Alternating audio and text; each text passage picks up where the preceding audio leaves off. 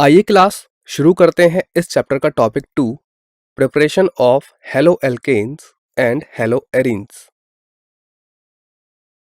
आइए देखते हैं कि यहाँ पर हमारे लर्निंग ऑब्जेक्टिव्स क्या-क्या हैं।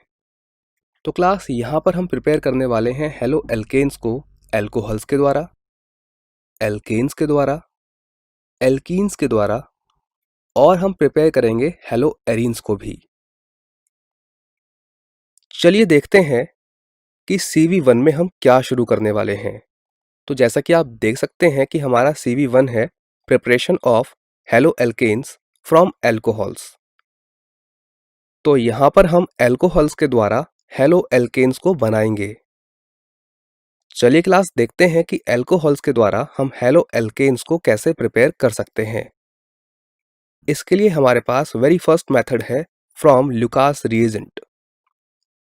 तो क्लास सबसे पहला क्वेश्चन तो ये होना चाहिए कि व्हाट इज लुकास रिएजेंट। तो क्लास ये है लुकास रिएजेंट, यानी कि कॉन्क HCl और एनहाइड्रस जिंक क्लोराइड का जो मिक्सचर होता है उसको हम लुकास रिएजेंट कहते हैं और इसकी हेल्प से हेलो एल्केन्स बनाए जा सकते हैं। आइए देखते हैं कैसे। यहाँ हमने एक अल्कोहल लिया है और इसमें हमने मिलाया है conc HCl anhydrous zinc chloride की प्रेजेंस में, यानी कि लुकास रिएजेंट। और जब ये रिएक्शन होगी तो हमें मिल जाएगा हेलो एल्केन। तो क्लास इस रिएक्शन को देखकर ऐसा लगता है जैसे क्लोरीन ने OH को रिप्लेस कर दिया हो। आप देख सकते हैं कि पहले R के साथ OH था, बट अब आफ्टर रिएक्शन R के साथ Cl है और इसीलिए जो हमारा प्रोडक्ट है वो एक हेलो एल्केन है। ये जो रिएक्शन है ये SN1 मैकेनिज्म के थ्रू होती है और इसमें कार्बोकैटायन इंटरमीडिएट बनता है, जो कि हमें तब समझ में आएगा जब हम इस रिएक्शन का डिटेल्ड मैकेनिज्म देखेंगे। तो चलिए क्लास देखते हैं कि अल्कोहल और लुकास रिएजेंट की हेल्प से जब हम हेलो एल्केन बनाते हैं तो रिएक्शन का मैकेनिज्म किस प्रकार से होगा। सबसे पहले हमारे पास है कॉन्क HCl। अब क्योंकि HCl एक एसिड है इसलिए ये हमको देगा H+ और Cl-। ये है अल्कोहल। आप देख सकते हैं कि ऑक्सीजन पर लोन पेयर्स हैं और ये है जिंक क्लोराइड और ये एनहाइड्रस होता है। अब क्लास यहाँ पर मैं आपको बता देता हूँ कि जो एनहाइड्रस जिंक क्लोराइड होता है ये एक इलेक्ट्रॉन डेफिशिएंट कंपाउंड है और इसे हम लुईस एसिड भी कह सकते हैं। तो इसीलिए ऑक्सीजन अपने लोन पेयर से इसको बाइंड करता है और जिससे हमें ये स्पीसीज मिल जाती है। अब क्योंकि ऑक्सीजन के लोन पेयर्स यूज हुए हैं इसलिए ऑक्सीजन पर पॉजिटिव चार्ज है और जिंक को इलेक्ट्रॉन दिए गए थे इसलिए जिंक पर नेगेटिव चार्ज है।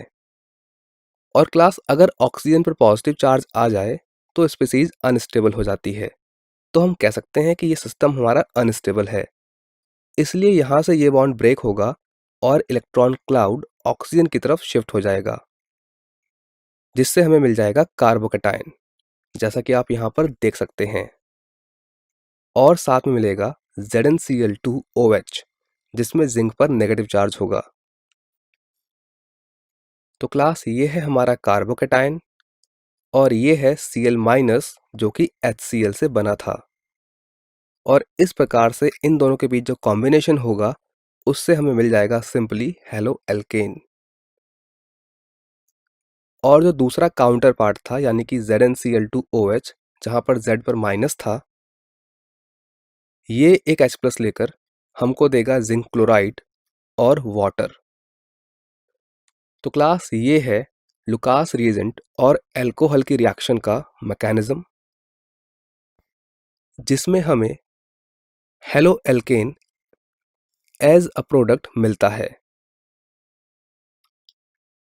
चलिए क्लास देखते हैं कि अभी हमने जो मैकेनिज्म देखा है जहां पर हमने लुकास रिएजेंट और अल्कोहल के कॉम्बिनेशन से हेलो एल्केन बनाया था, उसके क्या क्या हाइलाइट्स यानी कि क्या क्या मेन पॉइंट्स थे।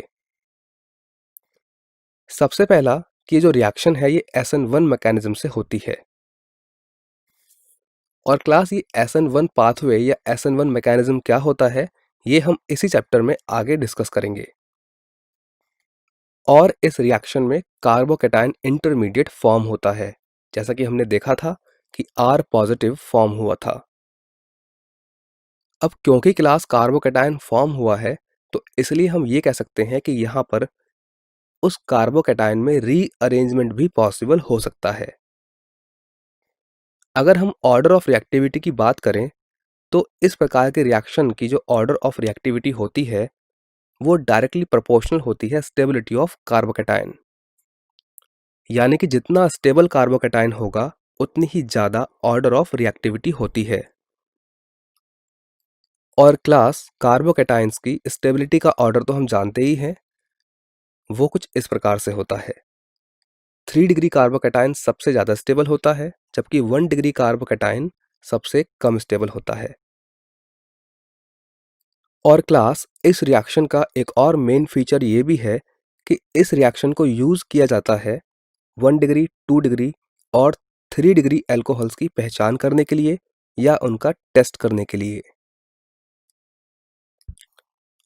आइए क्लास देखते हैं हमारा दूसरा मेथड, जहां पर हम अल्कोहल की रिएक्शन सोडियम ब्रोमाइड और H2SO4 के साथ करके हेलो एल्केन्स बनाएंगे। ये है एक अल्कोहल, और जब ये रिएक्शन करता है सोडियम ब्रोमाइड और H2SO4 से, तो हमें मिलता है हेलो एल्केन, साथ में सोडियम हाइड्रोजन सल्फेट और वाटर। आइए इस रिएक्शन का एक एग्जाम्पल देखते हैं। यहाँ पर हमारे पास है इथेनॉल और साथ में है सोडियम ब्रोमाइड और H2SO4। जब ये रिएक्ट करेंगे तो हमें मिलेगा ब्रोमो इथेन और साथ में सोडियम हाइड्रोजन सल्फेट और वाटर। ये है मेथनॉल, और जब ये रिएक्शन करता है सोडियम ब्रोमाइड और सल्फ्यूरिक एसिड के मिक्सचर के साथ, तो हमें मिलता है ब्रोमोमीथेन और साथ में सोडियम बाइसल्फेट और वाटर। क्लास ये है हमारा थर्ड मेथड, जहां पर हम हेलो एल्केन्स को बनाएंगे एल्कोहल्स की रिएक्शन PX3 यानी कि फास्फोरस ट्राई हैलाइड्स के साथ कराकर। चलिए देखते हैं कैसे। ये हमारे पास एक एल्कोहल है, और जब ये रिएक्शन करता है फास्फोरस ट्राई हैलाइड के साथ, तो इस रिएक्शन से हमको मिलता है एक हेलो एल्केन और साथ में H3PO3 यानी कि एक एसिड। क्लास इस रिएक्शन में एक बात ध्यान रखने की है कि ये जो X यानी कि हैलाइड हमने लिया है, ये जनरली क्लोरीन और ब्रोमीन होता है। आइए इस रिएक्शन के मैकेनिज्म को समझते हैं। ये है अल्कोहल जहां पर ऑक्सीजन पर लोन पेयर्स हैं, और ये है फास्फोरस ट्राईहैलाइड। अब क्योंकि क्लास एक फास्फोरस के साथ 3-3 हैलोजेंस लगे हुए हैं, जो कि फास्फोरस से इलेक्ट्रॉन को विड्रॉ करेंगे, तो इसलिए हम कह सकते हैं कि फास्फोरस एटम एक ऐसा सेंटर हो सकता है जहां पर अल्कोहल के लोन पेयर अटैक करेंगे, और इससे हमें ये स्पीसीज मिल जाएगी।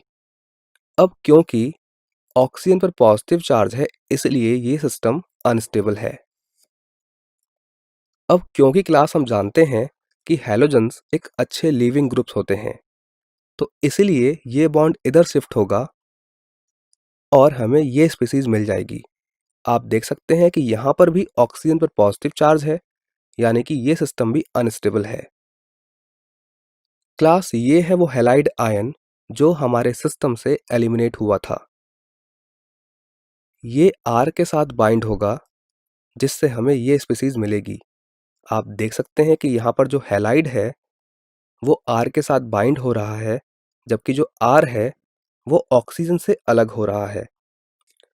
अगर हम यहाँ पर बॉन्ड का मूवमेंट देखें, तो हम जानते हैं कि ये बॉन्ड इस तरफ मूव होगा, जिससे ऑक्सीजन का पॉजिटिव चार्ज न्यूट्रलाइज हो जाएगा और हमें हेलो एल्केन मिल जाएगा, यानी कि R हैलोजन के साथ बाइंड हो जाएगा और साथ में हमें मिलेगा POHX2। तो क्लास अगर हम इस पूरे प्रोसेस को देखें, तो हम ये कह सकते हैं कि जो PX3 था, उसका X चला गया है R के पास, जिससे हमें हेलो एल्केन मिला है, जबकि OH आ गया है P के पास। और फास्फोरस के पास अभी भी 2X यानी कि हैलोजन बचे हुए हैं, यानी कि ये फर्दर 2 एल्कोहल्स के साथ रिएक्शन कर सकता है। तो अगर हम इसी प्रोसेस को रिपीट कर दें तो POHX2 फर्दर 2 एल्कोहल्स के साथ रिएक्शन करेगा, जिससे हमारे जो स्टेप्स हैं वो रिपीट होंगे और हमें फिर से हेलो एल्केन मिल जाएगा। और साथ में मिलेगा एक फास्फोरस का एसिड, जो कि ऑर्थो फास्फोरस एसिड है। तो क्लास ये है इस रिएक्शन का डिटेल्ड मैकेनिज्म।